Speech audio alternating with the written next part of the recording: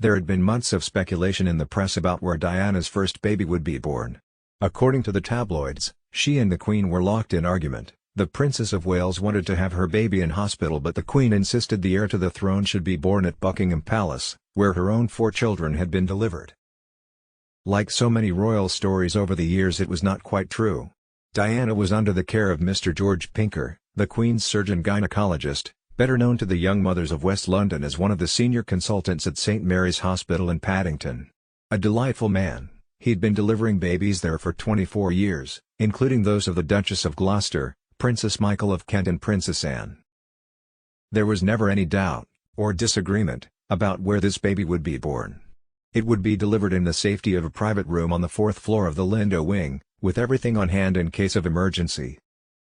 So Prince William, who came into the world at 9:03 on the evening of Monday, June 21, 1982, was the first direct heir to the throne to be born in a hospital. It was the first of many firsts for the healthy, 7 pounds 1½ ounce little boy, who genealogists declared would be the most British monarch since James I and the most English since Elizabeth I. He was 39% English, 16% Scottish, 6.25% Irish and 6.25% American. The remaining 32.5% was German. To his parents he was quite simply the best thing that had ever happened to them. When news reached the wider world that Diana had been taken to St Mary's at 5 o'clock that morning, people flocked to the hospital, clutching Union Jacks and picnics, and set up camp in the street outside, just as they had for the wedding almost exactly a year before.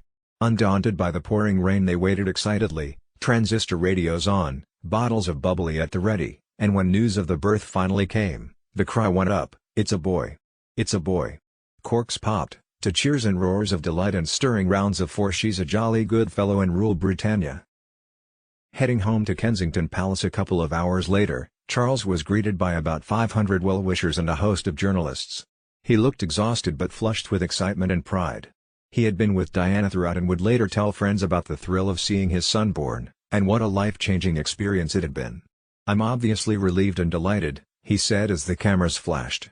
16 hours is a long time to wait. And then, in typically philosophical mode, he added, "It's rather a grown-up thing, I find, rather a shock to the system."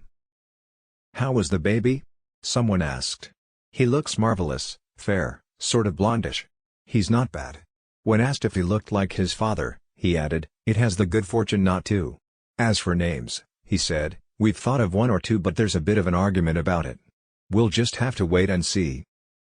There were no crowd barriers outside the Lindo wing, and as people pushed in on Charles, the better to hear his answers, a woman suddenly lunged forward, flung her arms around the new father and kissed him firmly on the cheek, leaving a smudge of bright red lipstick. "Bloody hell," said the prince with a wry smile, "give us a chance." The crowd loved it and burst into song, like football supporters, "Nice one, Charlie. Give us another one." As he slipped into a waiting car, he appealed for quiet so that mother and baby could get some well-deserved rest. They had not been disturbed at all. Their room on the 4th floor faced the opposite way. It was the other new mothers in the wing whose rooms overlooked the road he was concerned about. Crowds had also gathered outside the gates of Buckingham Palace, where a self-appointed town crier was hoping to be heard above the noise of car horns and general merriment. At 10:25 p.m., in traditional style, the official announcement was posted on the gates. Her Royal Highness the Princess of Wales was today safely delivered of a son at 9:03 p.m. Her Royal Highness and her child are both doing well. It was signed by Dr. John Batten, head of the Queen's medical household, Dr. Clive Roberts, the anaesthetist, Dr. David Harvey, the royal pediatrician, and Mr. George Pinker. The proud father was back the next morning at 8:45 a.m., by which time the police had brought in barriers to keep the enthusiasm less physical. Frances Shankidd, Diana's mother, and her elder sister Lady Jane Fellows, arrived about half an hour later. They left full of excitement. "My grandson is everything his father said last night," said Mrs. Shankidd.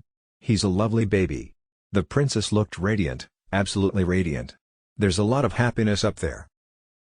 The Queen was the next visitor. She arrived clutching a small present shortly before 11 o'clock and left 20 minutes later looking jubilant.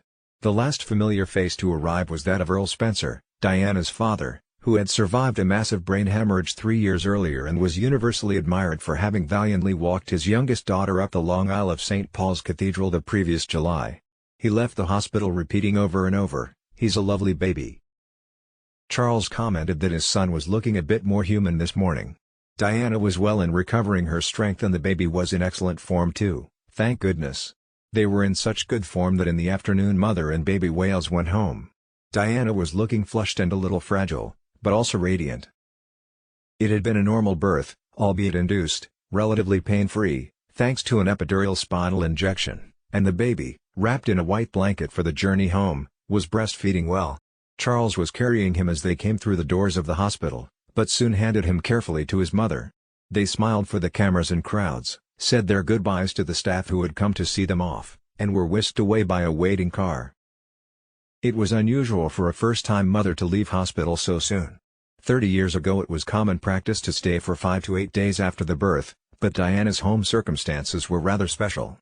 As well as daily visits to Kensington Palace from Mr. Pinker and Dr. Harvey, she had the reassurance of a maternity nurse living in for the first few weeks while she established a routine. Sister Anne Wallis had previously worked for Princess Anne when her 2 children, Peter and Zara Phillips, were newborn. Charles was overjoyed to have a family and quickly mastered the art of bathing the baby and nappy changing. He had wanted children for years and was always quietly envious of his friend's cozy domestic arrangements. Just days after the birth he wrote to his cousin Patricia Brayburn, "The arrival of our small son has been an astonishing experience and one that has meant more to me than I could ever have imagined. As so often happens in this life, you have to experience something before you are in a true position to understand or appreciate the full meaning of the whole thing. I am so thankful I was beside Diana's bedside the whole time, because by the end of the day I really felt as though I'd shared deeply in the birth and as a result was rewarded by seeing a small creature which belonged to us, even though he seemed to belong to everyone else as well. I have never seen such scenes as there were outside the hospital when I left that night. Everyone had gone berserk with excitement. Since then we've been overwhelmed by people's reactions and thoroughly humbled. It really is quite extraordinary. I am so pleased you like the idea of Louis being one of William's names. Oh, how I wish your papa could have lived to see him, but he probably knows anyway." Her papa was Lord Mountbatten of Burma, the prince's great-uncle, killed by an IRA bomb while setting out on a fishing trip off the coast of Ireland in August 1979. Patricia had also been in the boat, as had her twin 14-year-old sons, her husband, her mother-in-law and a local boy. Only she, her husband and one of the twins survived, all with terrible injuries. Mountbatten was the prince's honorary grandfather. He had been a mentor and friend and closer than any other member of his family, closer perhaps than anybody at all. His murder in such appalling circumstances had left the prince completely grief-stricken. It was almost a year after his death that Charles met Lady Diana Spencer, as she then was, at the house of mutual friends near Petworth in Sussex. He had just had a dramatic bust-up with Anna Wallis, the latest in a string of girlfriends, some more suitable than others. It was July 1980. They had met a few times before, but until that evening, Charles had never seen Diana as a possible girlfriend. She was, after all, 12 years younger than him, and when they'd first met he had been going out with her elder sister, Sarah. It was at Althorpe, the Spencer family home in Northamptonshire, and Diana was a 14-year-old home from school. She was now 19, and while their hosts tended the barbecue, she and Charles sat side by side on a hay bale chatting. Charles brought up the subject of Mountbatten's murder. "You looked so sad when you walked up the aisle at Lord Mountbatten's funeral," she said. "It was the most tragic thing I've ever seen. My heart bled for you when I watched. I thought, it's wrong, you're lonely, you should be with somebody to look after you." Her words touched him deeply. He was lonely, he had lost the only person he felt understood him, the man who had been grandfather, great-uncle, father, brother and friend. He had struggled so hard to hide his emotions on the day of the funeral, knowing how much his father disapproved of tears in a man. On the evening he heard the news, he wrote in his journal, "Life has to go on, I suppose, but this afternoon I must confess I wanted it to stop. I felt supremely useless and powerless. I have lost someone infinitely special in my life, someone who showed enormous affection, who told me unpleasant things I didn't particularly want to hear, who gave praise where it was due as well as criticism, someone to whom I knew I could confide anything and from whom I would receive the wisest of counsel and advice." It was ironic that Diana's sensitivity about Mountbatten was what triggered Charles's interest in her as a future bride, since the old man would almost certainly have counseled against the match. He would have applauded Diana's sweet nature, her youth, her beauty, her nobility and her virginity, important for an heir to the throne at that time, but he would have seen that the pair had too little in common to sustain a happy marriage. He might also have seen that, despite the laughter and the charm, she had been damaged by her painful start in life, that she was vulnerable and needy. And he might have recognized that the prince, with his own vulnerability and insecurity, would be the wrong person to cope with such a complex personality. In his absence, there was no one who could offer advice of such a personal yet practical nature. His relationship with his parents had never been sufficiently close. There is no question that they loved their eldest son, but theirs is a family of poor communicators with a surprising dearth of emotional intelligence. He was brought up by nannies and had minimal contact with his parents, who were away for long periods during his childhood. As a little boy, there were occasions, friends remember, when his mother would sit Charles on her knee at tea time and play games with him, but she didn't spend hours in the nursery, intimidated, they say, by the authoritarian nanny, and signs of overt affection stopped altogether as he grew older. His father was equally sparing with his affection. He was rough with Charles, baffled by a child who was so emotional and sensitive. According to witnesses, he often reduced him to tears. As a result, Charles was frightened of his father and desperate to please him, but was always left feeling that he was a disappointment.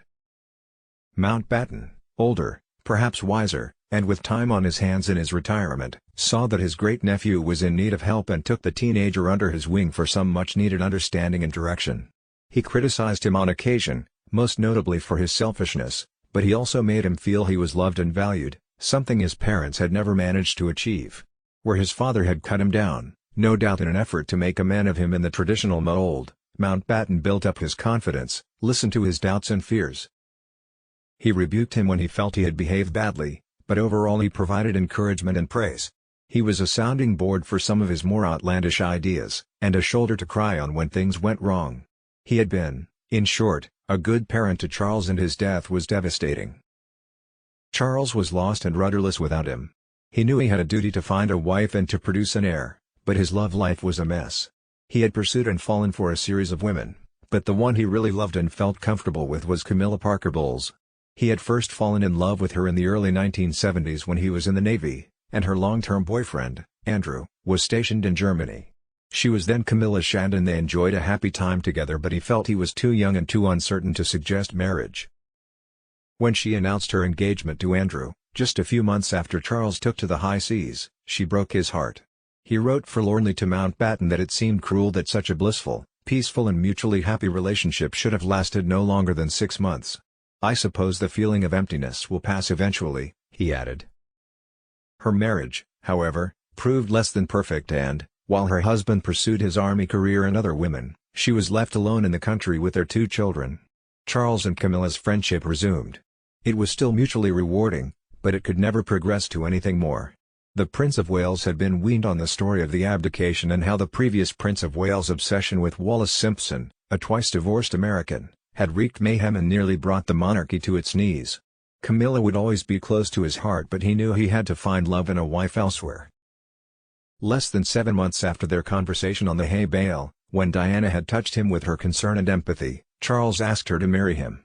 The amount of time they had spent alone during that period was minimal, they scarcely knew each other, but his hand had been forced by the combination of the press and poor communication.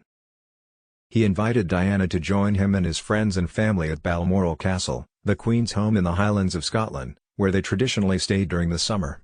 She was sweet and unsophisticated, bubbly and funny, and everyone at the castle that summer adored her. She was unlike anyone he had ever known, and her interests and enthusiasms seemed to match his own. She seemed like the answer to his prayers.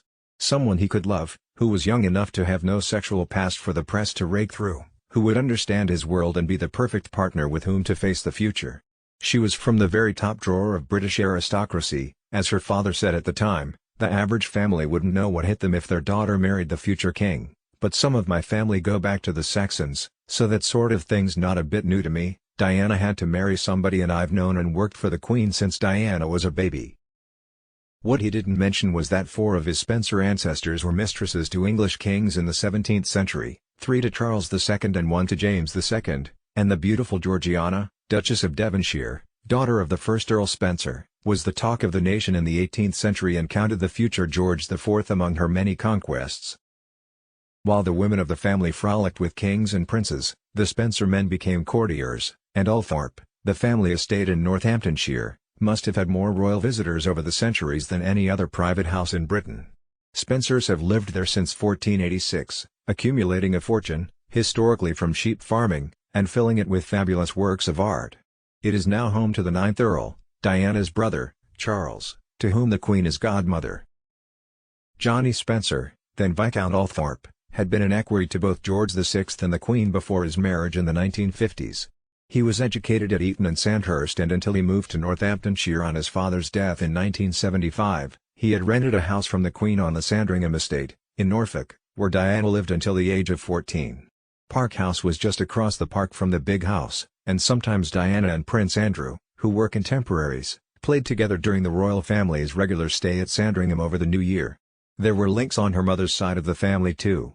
Her maternal grandmother, Ruth, Lady Fairmoy, was a friend and lady-in-waiting to Queen Elizabeth, the Queen Mother. On paper she was the perfect match, but in reality the vulnerable Diana was anything but perfect as a bride to one of the most complex men in the country,